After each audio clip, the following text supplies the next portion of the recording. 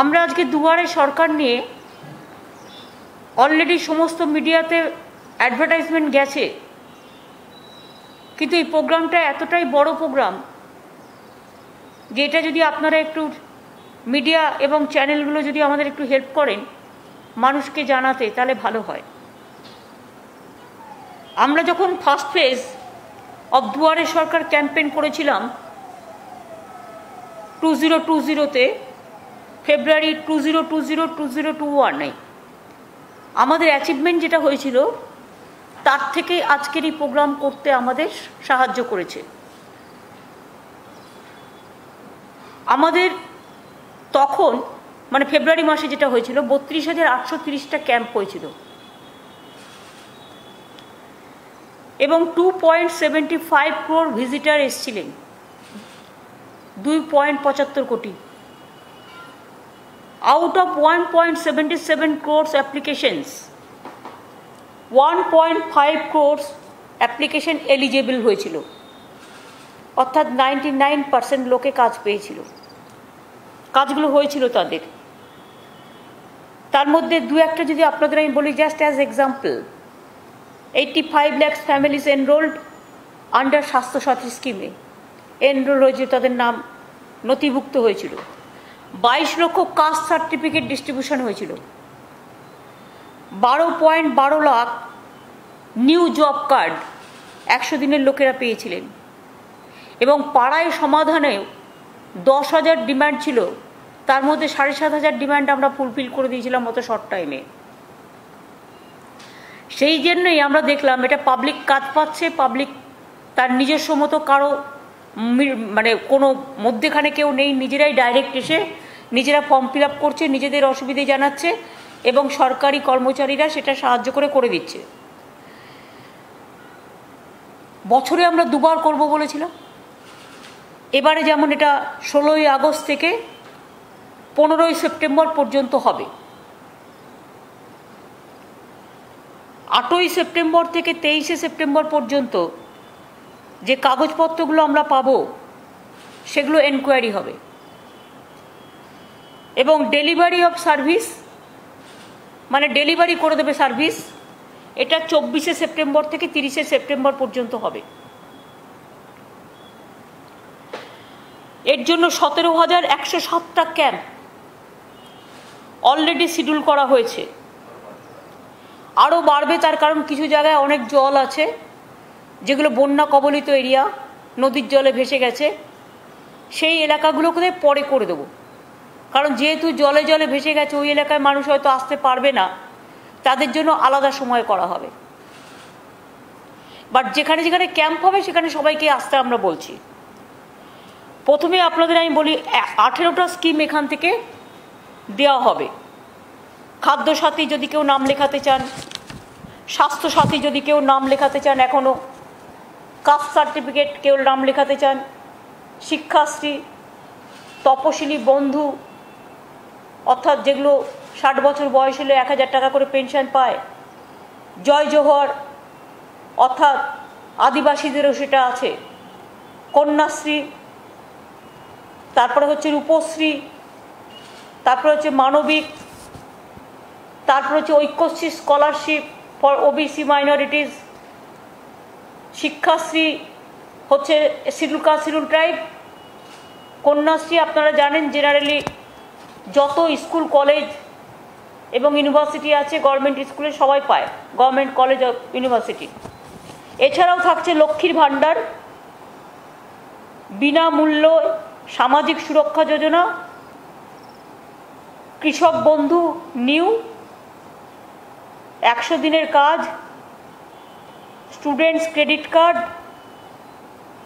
Land record correction and mutation, প্রত্যেকটা কিন্তু খুব ইম্পর্টেন্ট সাধারণ মানুষের জন্য। আধার রিলেটেড সার্ভিস যদি কেউ না পেয়ে থাকে করে ফেলুন, ব্যাংকিং রিলেটেড সার্ভিস, নতুন অ্যাকাউন্ট ওপেন করা, এগুলো সবগুলোই হবে এখান থেকে, এইসব ক্যাম্প থেকে। এবং পাড়ায় সমাধান অ্যাপ্লিকেশন অ্যাকসেপ্ট করা হবে 16ই আগস্ট থেকে 31শে আগস্ট পর্যন্ত। এবার আপনাদের আমি আর একটা কথা বলি যে লক্ষ্মীর ভাণ্ডারের জন্য কোনো রকম কোনো ভুল বোঝাবুঝি নয়, চিন্তা নয়, টোটাল ফ্রি অফ কস্টে ফর্ম পাওয়া যাবে। আমাদের একটা ইউনিক নাম্বার দেওয়া থাকবে ক্যাম্প থেকে। প্রথমে যে মা বোনেরা আসবেন এন্টাইটেল, তারা লক্ষ্মীর ভাণ্ডার ক্যাম্পে যাবেন। আগে যেমন দুয়ারে সরকারে গিয়ে রেজিস্ট্রেশন করতে হতো, তারপরে আরেকটা ক্যাম্পে যেতে পারতেন। আমরা এটাকে সরলীকরণ করেছি। দুয়ারে সরকারের যে লক্ষ্মীর ভাণ্ডারে যাবেন, তিনি লক্ষ্মীর ভাণ্ডার ক্যাম্পে যাবেন। তখন লক্ষ্মীর ভাণ্ডার ক্যাম্পে যে গভর্নমেন্টের অফিসার আছে, তিনি আপনাকে একটা ফর্ম দেবে। সেই ফর্মটায় একটা নির্দিষ্ট নাম্বার থাকবে এবং তার কাছেও সেই নাম্বারটা রেকর্ড করা থাকবে।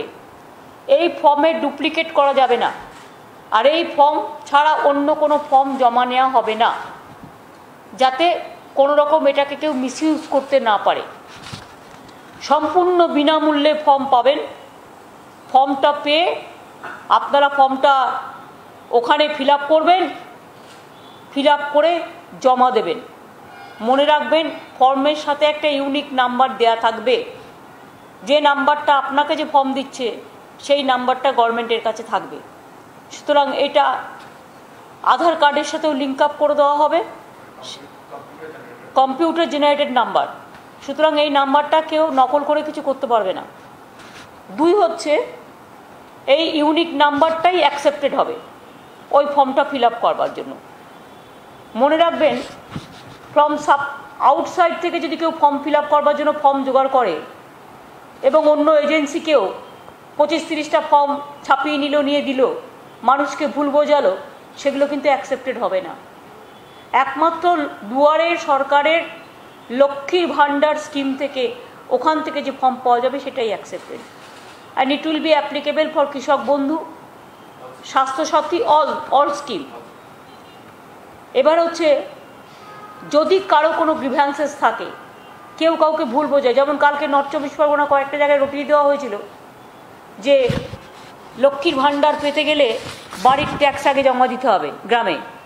এরকম কোনো নোটিফিকেশন গভর্নমেন্টের নেই, এর জন্য কোনো বাধ্যবাধকতা নেই।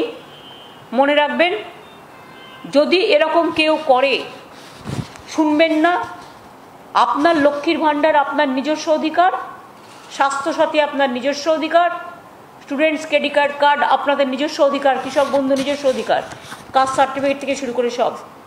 যদি কোনো কমপ্লেন অর গ্রিভ্যান্সেস থাকে কারো, তাদের জন্য তারা ডাইরেক্টলি চিফ মিনিস্টারের অফিসে, তারা একটা নাম্বার দিচ্ছি আমরা, টোল ফ্রি নাম্বার যেগুলো বলে, সেখানে পাঠাতে পারেন। এই নাম্বারটা যদি আপনারা লিখে নেন ভালো হয়। এই নাম্বারটা হচ্ছে, যদি কারো কোনো কমপ্লেন থাকে, অ্যাকশান নেবে গভর্নমেন্ট। 1070/22143526 1070/22143526 15টা লাইন থাকবে। আর ওখানে সামনাসামনি বাংলা সহায়ক কেন্দ্র যেগুলো আছে, বিএসকে, সেখানেও কমপ্লেন করতে পারে। বাট আমাদের এখানে 15টা লাইন থাকবে। যদি কারো কোনো গ্রিভ্যান্সেস থাকে, যেমন আমরা দিদিকে বলো করেছিলাম, সেরকম কোনো গ্রিভ্যান্সেস থাকলে, যে আমাকে অমুক লোক ফর্ম দিচ্ছে না, বা আমি যাচ্ছি আমাকে ঘোরাচ্ছে, বা আমার কাছ থেকে ও পয়সা চাইছে, বা আমার কাছে ঠিকমতো পৌঁছচ্ছে না, তাহলে সঙ্গে সঙ্গে কমপ্লেন করতে পারেন। কমপ্লেন করলে আমরা সেইভাবে ব্যবস্থা নেব এবং আমরা ব্যাপারটাকে সমাধান করে দেব। মহরম 19-এর বদলে গভর্নমেন্ট অফ ইন্ডিয়া ইস্যু করেছে 20 তারিখে হচ্ছে, কারণ দিল্লিতে ওরা অ্যানাউন্স করেছে 20 তারিখে। আমি এখানেও খবর নিলাম, মহরমের দিনটা 19 তারিখে ছুটি ছিল, 19 তারিখের বদলে মহরম শুনছি 20 তারিখে হবে, এবং তাই ছুটিটা আমরা শিফট করেছি 20 তারিখে। জিওআই অলরেডি একটা নোটিফিকেশন করেছে।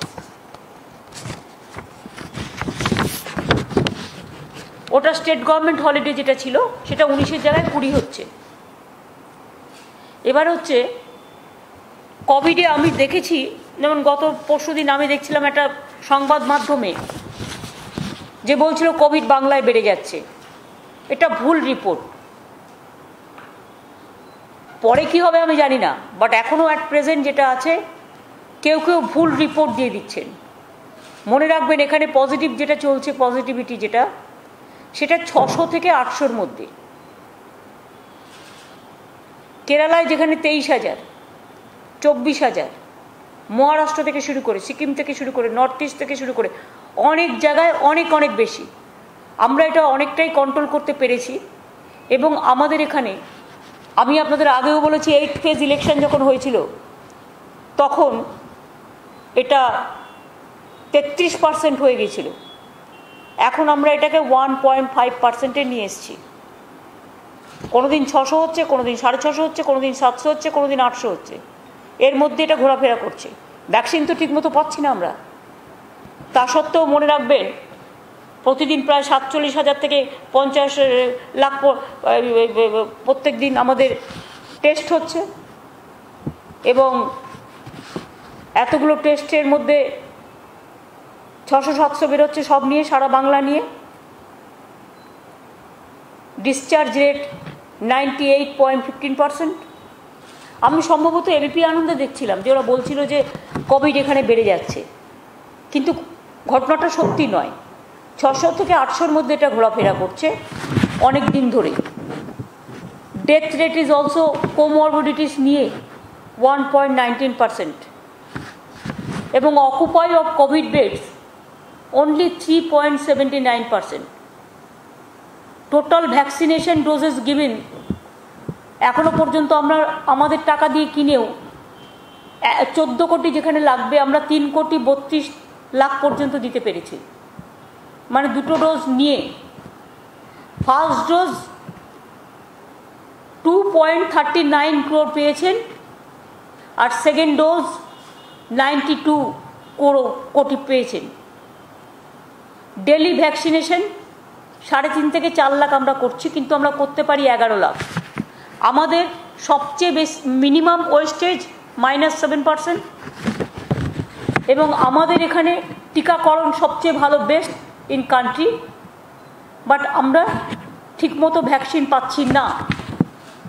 অনেকে আমায় কোশ্চেন করছেন যে রুরাল, মানে যেটা হচ্ছে লোকাল ট্রেনটা কেন চলছে না।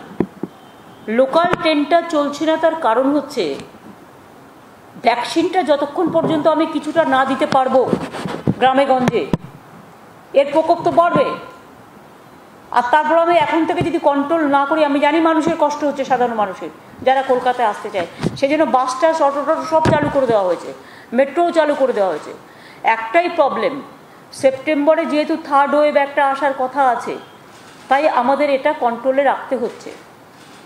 কাজে আমি যারা আসতে পারছেন না ট্রেনে, লোকাল ট্রেনে, আমি জানি মানুষের গ্রিভ্যান্সেস আছে, কিন্তু আপনার জীবনের থেকে তো বেশি দামি কিছু নয়। তাই আরও কয়েকটা দিন আমাদের কষ্ট করতে হবে বন্ধু। আমরা একটা করছি, যেটা হচ্ছে আমরা চেষ্টা করছি ভ্যাকসিনেশনটা যাতে বাড়ানো যায়। আমি যদি গ্রামে গঞ্জে, বিশেষ করে উত্তর 24 পরগনা, দক্ষিণ 24 পরগনা, হাওড়া, হুগলি, বর্ধমান, নদিয়া, এই জেলাগুলো যেগুলো কাছাকাছি আছে, কলকাতার কাছাকাছি, যেগুলো থেকে লোকেরা রেগুলার চাকরি বাকরি করে, যাতায়াত করে, সেটা অনেকটা করে দিতে পারি। 50%ও করে দিতে পারি ভ্যাকসিন, তাহলে আমি রুরাল ট্রেন চালু করে দেবো, আমার কোনো প্রবলেম নেই। কিন্তু আমার প্রবলেম হচ্ছে একটাই, দূরবর্তী ট্রেন চলছে, প্লেন চলছে, মেট্রোও চলছে, বাসও চলছে, অটোও চলছে, টোটোও চলছে, গাড়িও চলছে। কিন্তু লোকাল ট্রেনটা আমরা আরও কিছুদিন সময় নিচ্ছি, তার কারণ আমাকে থার্ড ওয়েভটা একটু দেখে নিতে হবে। আর থার্ড ওয়েভ এক্সপার্টসরা বলছেন বিশেষ করে বাচ্চারা আক্রান্ত হতে পারেন, কাজেই শিশুরা আমাদের ভবিষ্যৎ। হয়তো একসাথে ট্রেনে আমরা বললাম নিয়ম মেনে যান, কিন্তু নিয়ম মেনে তো যাওয়া দূরের কথা, দেখলাম গাদাগাদি করে করে সবাই চলে গেল, ফলে প্রবলেম হয়ে যাচ্ছে। যার জন্য ধর্মীয় অনুষ্ঠানগুলো আমাদের রেস্ট্রিকশানের মধ্যে দিয়ে করতে হচ্ছে। সুতরাং আরও 15 দিন এটা থাকবে, আগস্টের 30 পর্যন্ত। আর কতগুলো রিল্যাক্সেশন আমরা দিচ্ছি, যেমন থিয়েটার হল টলগুলো সব আমরা খুলে দিচ্ছি। মানে 50% যেটা ছিল, থিয়েটার, অডিটোরিয়াম ওপেন, তারপরে সুইমিং পুল টোল, এগুলো সমস্ত খেলাধুলা 50% পর্যন্ত যা ক্যাপাসিটি আছে তার 50% অ্যালাউ করে দিচ্ছি। আর রাত্রে যে টাইমটা 9টা থেকে বিকেল 9টা থেকে সকাল 5টা পর্যন্ত সব বন্ধ থাকতো, সেটা আমরা পাবলিকের ডিম্যান্ডের জন্য এবং বেচা কেনার জন্য এবং মানুষের যাতে টাইমটা কাজে লাগে সেই জন্য ওটা আমরা বাড়িয়ে দিচ্ছি। ওটা 11টা থেকে বেলা সকাল 5টা পর্যন্ত বন্ধ থাকবে। 11টা থেকে 5টা পর্যন্ত বন্ধ থাকা মানে মানুষের কোনো অসুবিধে হবে না, সেই সময়টা ঘুমোবার সময়, কাজেই কোনো বিজনেস থেকে শুরু করে কারোরই কোনো অসুবিধা হবে না, এটা আমি মনে করি। আমরা ইনফেকশন স্প্রেড করার ব্যাপারে আরবান এরিয়ায় স্পেশালি আমরা 75% পপুলেশন ইন আরবান এরিয়াজ আমরা ভ্যাকসিনেশন আমরা করেছি, কভার করেছি, at least 1 dose of vaccination cover করেছি 75% পপুলেশন। কিন্তু গ্রামের দিকে অতটা আমরা করতে পারিনি, কারণ আমরা পাইনি। সুতরাং আরবান এরিয়াটা কিছুটা করতে পেরেছি আমরা, যতটা পেরেছি 1 ডোজ অ্যাটলিস্ট 75% পপুলেশন যথেষ্ট সুপার স্প্রেডারদের আমরা আগে করে নিয়েছি।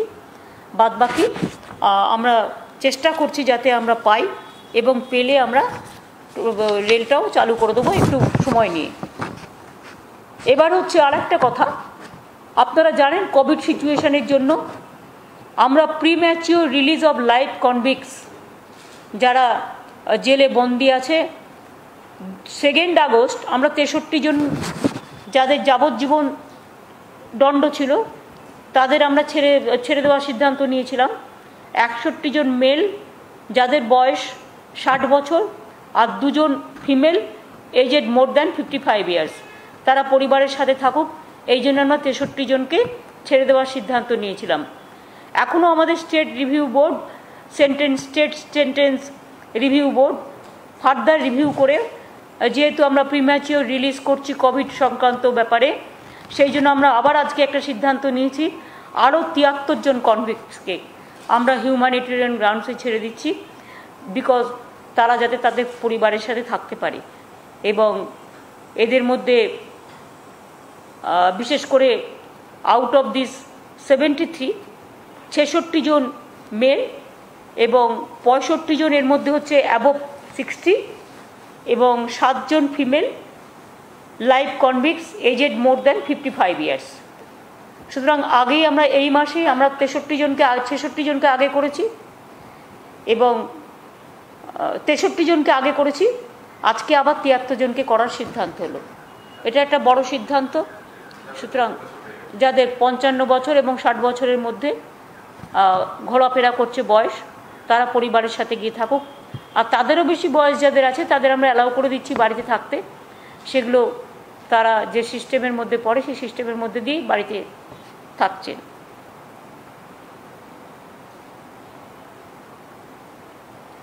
যেখানে এলিজিবল কেস আছে সেখানে আমরা করে দিচ্ছি। হয়তো একটা দুটো খুব সাংঘাতিক কেস আছে, সেটা দুটো তিনটে হয়তো অবজেকশন আছে বলে করা যাচ্ছে না, রিভিউ বোর্ড সেটা করতে পারেনি, বাদ বাকি টোটালটাই করে দেওয়া হচ্ছে। আর একটা কথা আমি বলবো, লক্ষ্মীর ভাণ্ডার স্কিম যেহেতু নতুন হচ্ছে, স্টুডেন্টস ক্রেডিট কার্ড যেমন নতুন হচ্ছে, কিষাণ বন্ধু যেমন হয়ে গেছে, লক্ষ্মীর ভাণ্ডার সেপ্টেম্বর থেকে আপনারা দেখেছেন, আমি আগেই বলে দিয়েছি। আর দুয়ারে সরকারটা আমরা ভাইফোঁটার দিন থেকে করব। এই রেশন, দুয়ারে রেশন, কাজে আমাদের একটা প্যাচ আপ করে নিতে হবে, আমাদের সিস্টেম করে নিতে হবে। আমরা যে ডিসিশানগুলো নিয়েছিলাম প্রত্যেকটা ডিসিশানই কিন্তু আমরা কার্যকর করছি। এই যে লক্ষ্মীর ভাণ্ডার স্কিমে জেনারেল মহিলারা, জেনারেল কাস্ট যারা, তারা 500 টাকা পাবে মাসে, এবং যারা শিডিউল কাস্ট ট্রাইব তারা 1000 টাকা পাবে। মনে রাখবেন এখানে কিন্তু সেলফ হেল্প গ্রুপ থেকে শুরু করে, আশা থেকে শুরু করে, অঙ্গনওয়াড়ি থেকে শুরু করে, পঞ্চায়েত কর্মী থেকে শুরু করে, স্বাস্থ্যসাথী কার্ড করেছে সেই পরিবারে অনেক গৃহবধূ আছে, হয়তো কার্ডটা হয়েছে বয়োজ্যেষ্ঠ মহিলার নামে, সেখানকার যারা 25 থেকে 60 বছর বয়স পর্যন্ত তারাও অ্যালাউড হবে।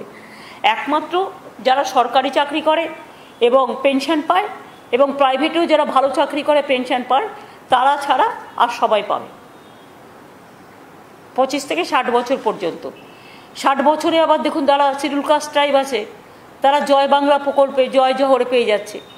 এরপর 18 বছর থেকে বিধবা ভাতা যারা পাচ্ছেন সবাইকেই বিধবা ভাতা করে দেওয়া হয়েছে, পুরোহিতদেরও 1000 টাকা করে দেওয়া হয়েছে।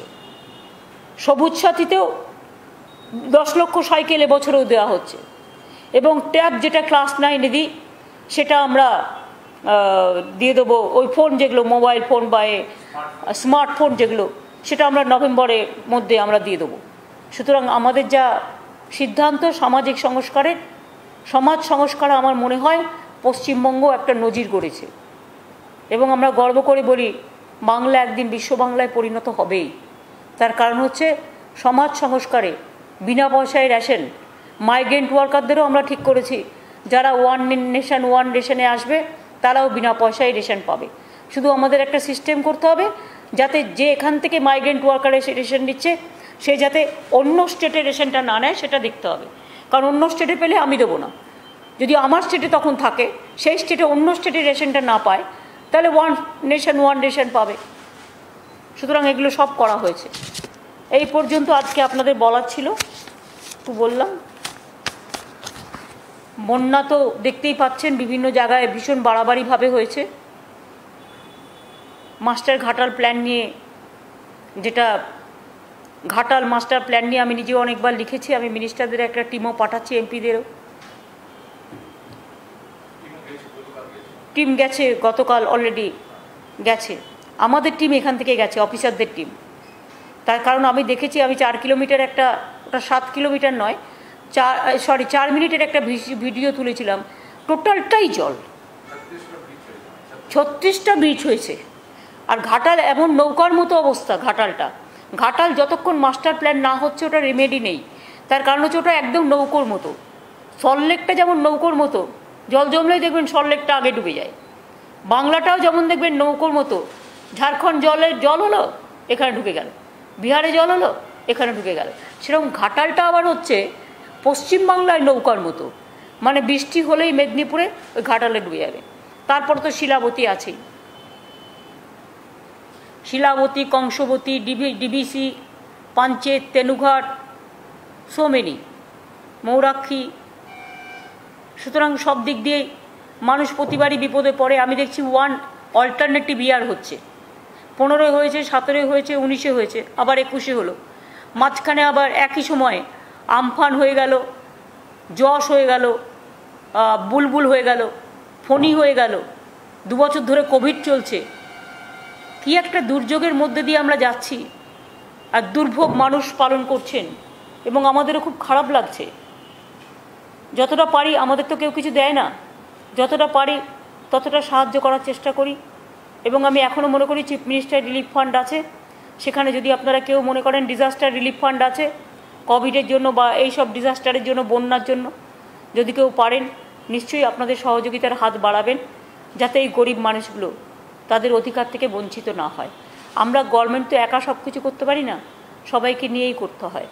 কাজেই আমরা যতটা পারছি করছি, আপনারাও যদি কিছু করতে পারেন ভালোই হয়।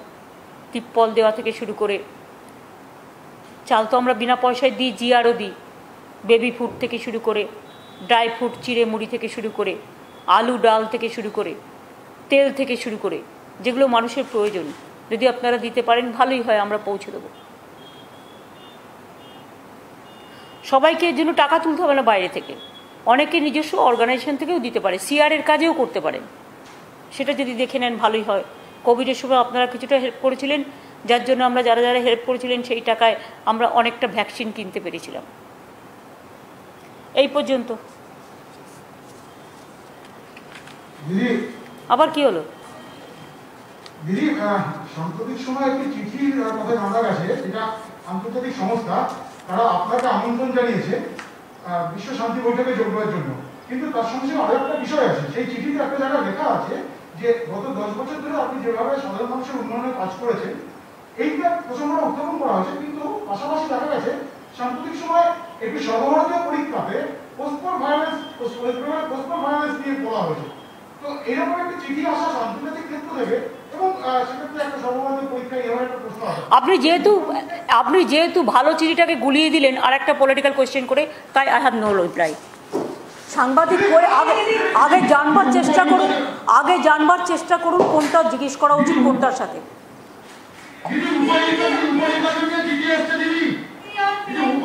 উপনির্বাচনে রাজনৈতিক দলের ওপিনিয়ন চেয়েছে, আমরা আমাদের ওপিনিয়ন ঠিক সময় পাঠিয়ে দেবো। আমরা আগেও পাঠিয়েছি, আমরা আবার পাঠিয়ে দেবো। এটা কি সময় নষ্ট করার জন্য?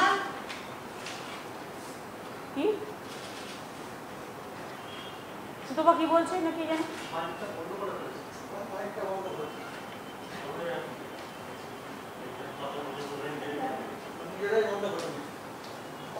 Didi, on PM Kisan Nidhi Yojana, state was asked to send the statistics to provide the fund directly to the farmers. Has the central government given support to the farmers, or all the statistics has been approved by the central government? whatever they ask the name who are entitled, we have sent the list, but they have deprived about 2 lakhs people. They have not given 11 lakhs people. This is the deprivation, and we are giving all farmers. Even they are giving only who have 2 acres of land, but we are giving 10,000 who have 1 acres of land. Even 1 kattha of land we are giving 4,000. To PSC exam, the CAPF question.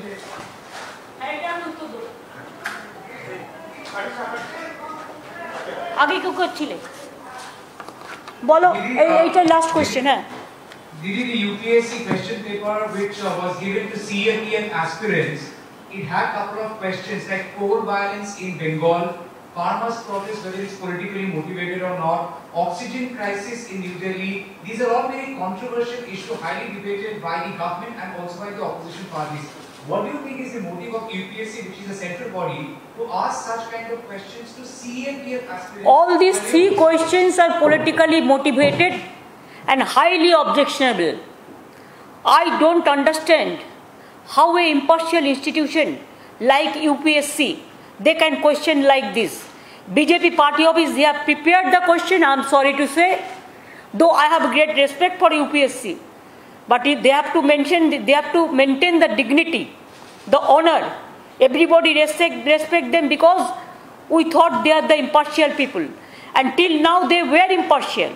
But now if they ask the question that post-poll violence in Bengal, and if they ask the question that farmers issue are violent, if they ask the question Delhi regarding oxygen, don't you think this opposition states is being marked only to give the message to the aspirant candidate for CAPF that you have to give full support to BJP, and whatever BJP will say that you have to accept, otherwise you are not been entitled. What is this? Is it sure? I think that anybody can ask the question, even if you go to court also, court will not accept that also. Anybody can go, any candidate can go to the court also. Even any common people can go to the court. Even any who are doing the social work, especially right to information, they can ask. Because this is really, I am shocked to see this question. Sometimes they will ask that there is India, only 1 citizen is there, tell the names. Every project, you see their name is there. Every project, every scheme, even sky to heaven, even soil to sky, land to sky. Don't you think that there should be some dignity? What is this? Who are doing this nuisance? Do you think that forcefully you will bulldoze the Constitution of India? You will bulldoze the federal structure of India? You will bulldoze the democracy of India? You will bulldoze all the institution of India? You will bulldoze the impartiality of the right to work or democratic rights or fundamental rights to the people? Is it not my fundamental right? When you are accusing somebody, abusing somebody, do you think it is proper? It is impartial? That's why before election I raised the issue that at the time of election they allowed CAPF only to capture the booth, and they are killing the people. You know Dinhata, they have Shitalkuchi, they have beaten the people like anything. They just behave just like BJP party members. Why I raise this issue? I don't have any ill motive, because I have seen nowadays I am watching how they are behaving. Some people are going through the airport area. Now airport security asking, there are some Bengal reporters who are traveling with me. They are being asked, क्या आप दीदी का supporter है ना मोदी का supporter है? Is it the way to behave? क्या country को क्या दे रहा है? कंट्री को तो खत्म कर रहा है आप लोगों ने। पोस्टपोल वायलेंस कहाँ हुआ? त्रिपुरा में क्या हुआ? देखा नहीं? आंख नहीं है, आंखों में क्या है? छुपा रुस्तम हो गया है। त्रिपुरा में कोई आदमी जा नहीं सकता है, आसाम में नहीं जा सकता है, यूपी में नहीं जा सकता है। बीजेपी रूल स्टेट में कोई जर्नलिस्ट भी बात नहीं कर सकता है। कोई जर्नलिस्ट आपको खिलाफ में लिखता है तो उसको भी अपडेट करा देता है। बंगाल में तो कोई केस ही नहीं हुआ है। प्रीपोल अलायंस का टाइम में सीआईपीएफ गोली किया था, वो प्रीपोल अलायंस का। पोस्टपोल अलायंस में कुछ हुआ ही नहीं, पूरा झूठा दिया। अभी तक देखिए ना, ह्यूमन राइट्स कमीशन को भी बीजेपी का मेंबर भर दिया। नेशनल कमीशन वुमेन को भी आप देखिए ना कौन है। आप लोग इसको पूरा बायोडाटा ले लीजिए और देख लीजिए ये लोग कौन है। जो लोग ह्यूमन राइट्स कमीशन का रिपोर्ट दिया, जो बंगाल में आए थे, ये लोग कौन थे? कौन थे? I can challenge it because I know their BJP activities, their ABP activities. I know their Twitter and Facebook handling. I have seen it in my own eyes. So this is wrong, absolutely wrong. They have to pay for this. Don't forget, today you are in power, but tomorrow you may not be. Chair is not permanent for all, but the constitution is permanent. The country is permanent. The democracy is permanent. The institution is permanent. You cannot destroy the secular fabric of our country. You cannot destroy the moral of the people. You cannot compel the people to write in favor of you. Suppose I am not your supporter. Why I will use your photo? You compulsory COVID certificate, you give photo. I don't like you, but I have to carry this. Why? Where is the freedom of the people?